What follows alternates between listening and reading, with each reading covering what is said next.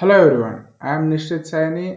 Today I am here to present to you a tool called Pineapple, which me and my colleague from Ericsson have developed to prioritize code review requests for developers in a large scale project.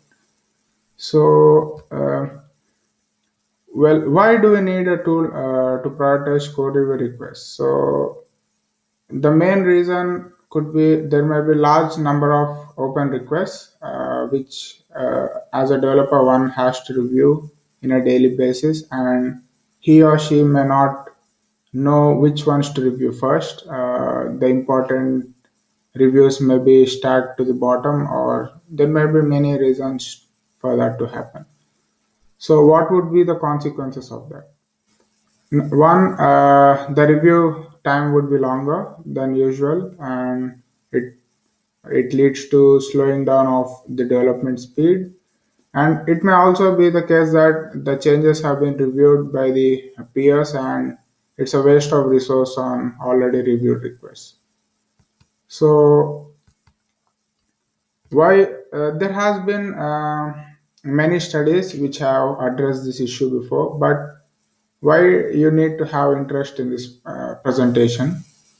For that, we have developed and deployed Pineapple to prioritize this code review request in a real-time project, which has not been done before in such large scale.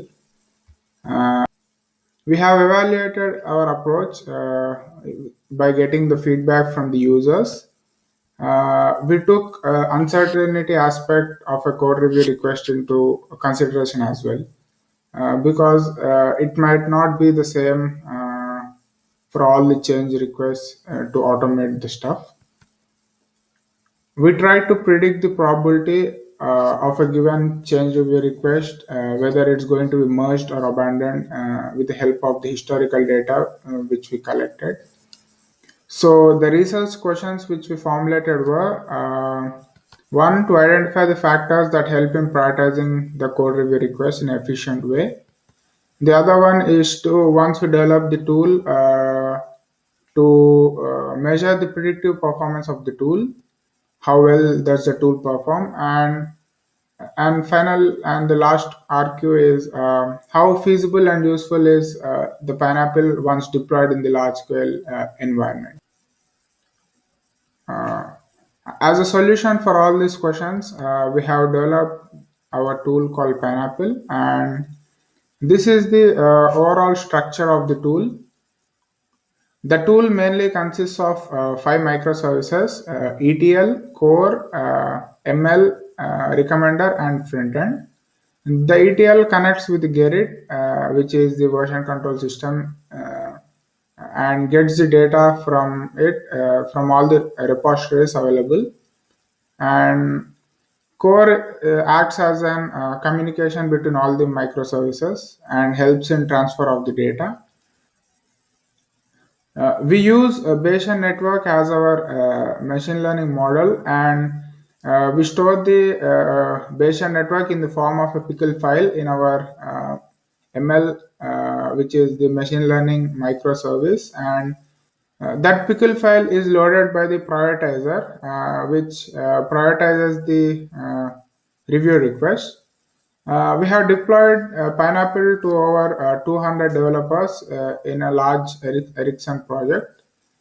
And here is the front end of the tool. Uh, the user provides his or her signum. In this case, it's the ID, and all the changes from Gerrit are extracted and prioritized. And to the right corner, you can see the merge probability.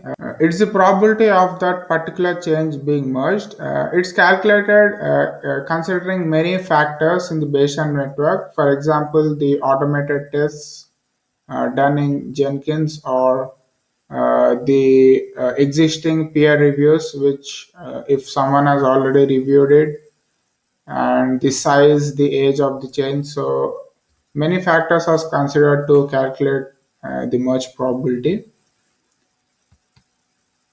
And to evaluate the tool, we have considered two phases. One is the performance metrics of the tool, and the another one is the feasibility, where we consider the user feedback. So coming to the metrics of the tool, we have considered 3 years of data to do the validation.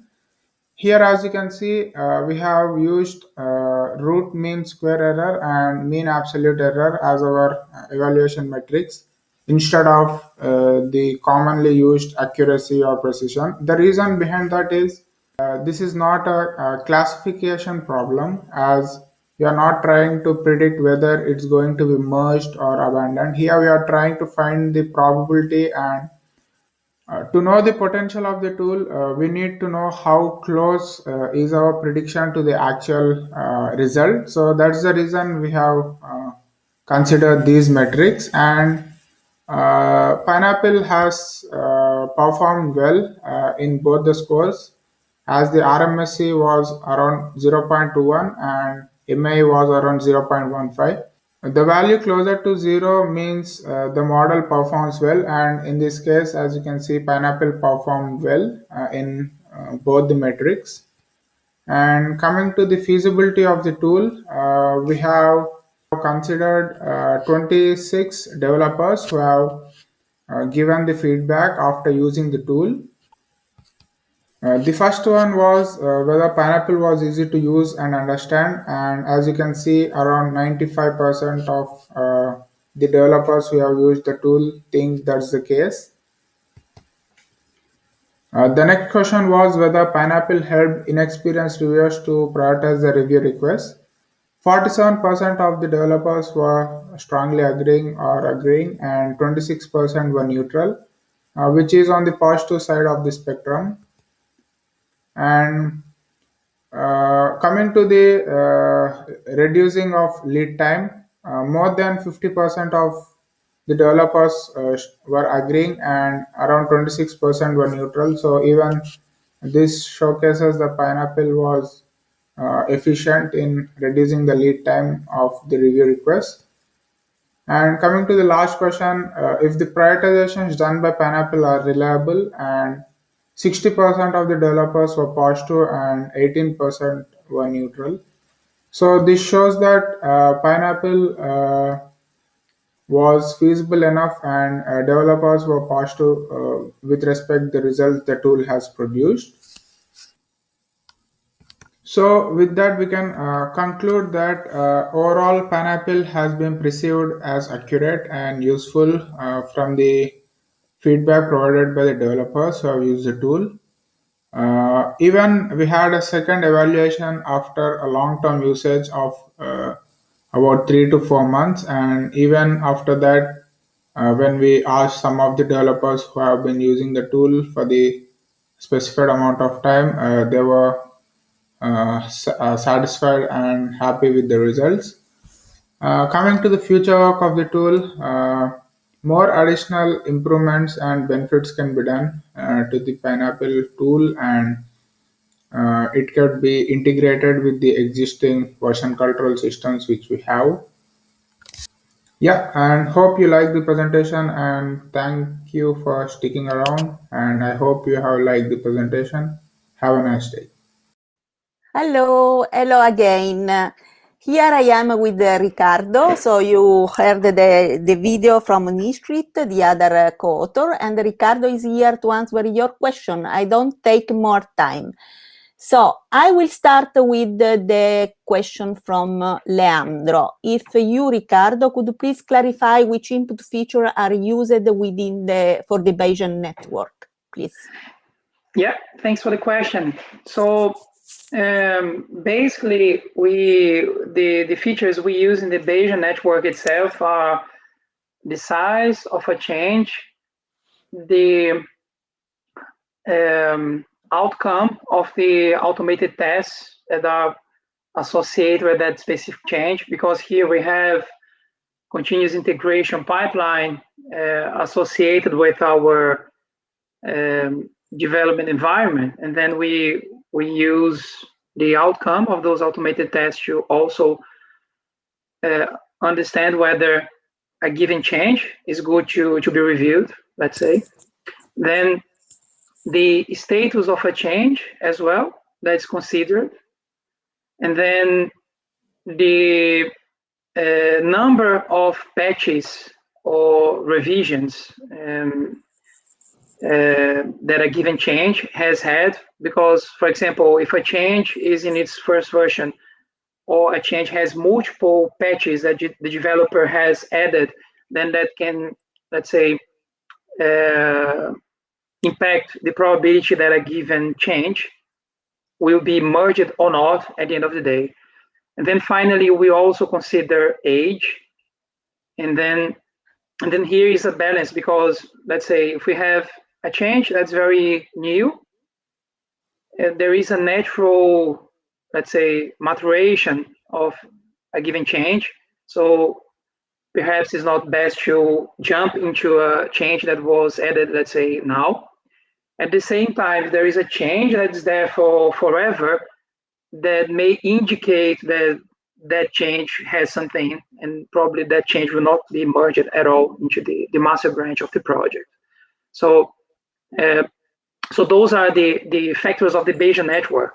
But as my colleague said in the presentation, and of course you can see the details in the paper, we also consider two other things to do the prioritization that are not really into the Bayesian network. So the Bayesian network produces a probability of, let's say, merge of a given change.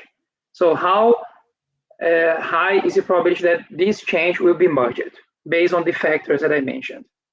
If the probability is low, of course, then the person should not consider that change, because it's going to be a waste of time, right, to review something that will be abandoned.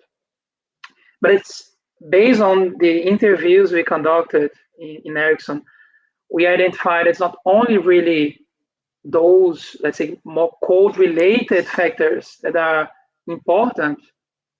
There are other aspects that should be accounted for as well to guide the reviewers. And those two other factors are whether there is any merge conflict with a given change. Because if there is a merge conflict, the author of that change needs to fix the merge conflict before someone reviews the code. That's kind of really basic, let's say. The other thing is the type of change. So if a change was developed to address a bug report, for example, or if a change was developed to refactor code. So those have actually different weights. And according to our colleagues that we interviewed, they tend to prioritize bug-related changes because those need to be fixed as soon as possible, especially those that are, software is, let's say, in production somewhere. They are even, let's say, more critical. So as you can see, the prioritization at the end combines the score of the Bayesian network together with those two aspects, merge conflict and the type of change. I hope I have answered the question. Thank you. There are other questions and a little time, but I recall to all that you can continue in the discussion room for this paper. There was a question by Taeksu Kim that I think you also partly answered, because it was asking among the features that you used, which one are influencing the most of the result. Since you spoke about importance and probability, I don't know if you want to add more or quickly, because there is another question I would also like to read. Absolutely. So basically, the prioritization, as I said, it takes into consideration those three parts: the outcome of the Bayesian network, the presence or absence of merge conflict, and the type of change. So the first thing that we prioritize is actually the presence or absence of merge conflicts. So the changes that have no merge conflicts are kind of put in the, let's say, highest priority. And then within this group of changes with no merge conflicts, we further prioritize. And then this is let's say, second level prioritization is based on the type of change. So This means that within this group of no merge conflict changes, we reorder things, and the, let's say, first changes will be the ones that relate to trouble reports, bug reports, if you will. Then, in second place, changes related to new features being added to the product, and finally, refactoring-based changes. Then, within this, let's say, group of no merge conflicts, now we have 3 groups. And then within each group, we use the score of the Bayesian network to do the final, let's say, prioritization. And then we have the, let's say, the final list, so to speak. Okay, very clear. Now a different kind of question by Emily Winter. What do you think, why do you think developer gave a mixed opinion regarding the helpfulness of the tool for inexperienced developers? You have 2 minutes, more or less. Yes. So what I'm going to share here is just my, let's say, assumption. I have not really double checked with my colleagues specifically on this topic, to be honest. But what do we think? The reason here is because the folks who answered the questionnaire to evaluate the tool, they were mainly experienced people.